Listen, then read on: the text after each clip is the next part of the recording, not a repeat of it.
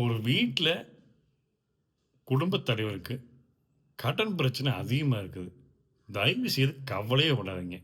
எவ்வளோ கடன் இருந்தாலும் நம்மளால சமாளிக்க முடியும். ஏன் உங்களுக்கு கடன் இருக்குது அப்டின்னா, உங்க வீட்ல வாஸ்துப்படி வடகிழக்கு கம்ப்ளைண்ட் இருந்ததுன்னா, வடகிழக்கு கட்டோ, இல்ல வடகிழக்கு மூடப்பட்ட அமைப்போ, இல்ல வடகிழக்கு படிக்கட்டோ, இல்ல தென்மேற்கு கட்டோ, இல்ல தென்மேற்கு கிச்சனோ, இல்ல தென்மேற்கு தெருக்குத்தோ, இல்ல தென்மேற்கு திறந்த அமைப்போ, இந்த மாரி எது இருந்தாலும் கடன் அதிகமாகறக்கு வாய்ப்புகள் அதிகம்.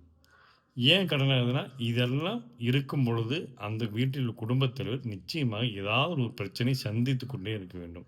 மனதளவில் அவர் என்றுமே நிம்மதியா இருக்கக்கூடாது.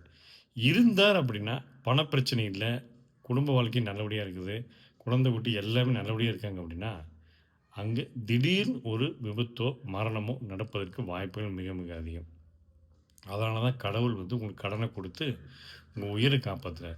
தயவுசெய்து கடவுள முழுமையா கெட்டியா பிடிச்சுக்கங்க. கடன் நினைச்சு கவலைப்படாதீங்க. கடவுள கெட்டியா பிடிச்சீங்கன்னா, கடன குடுத்துருக்காலும், அத அடைக்கிறதுக்கு உண்டான வாய்ப்பையும் குடுப்பார். கடவுள முழுமையா நம்புங்க.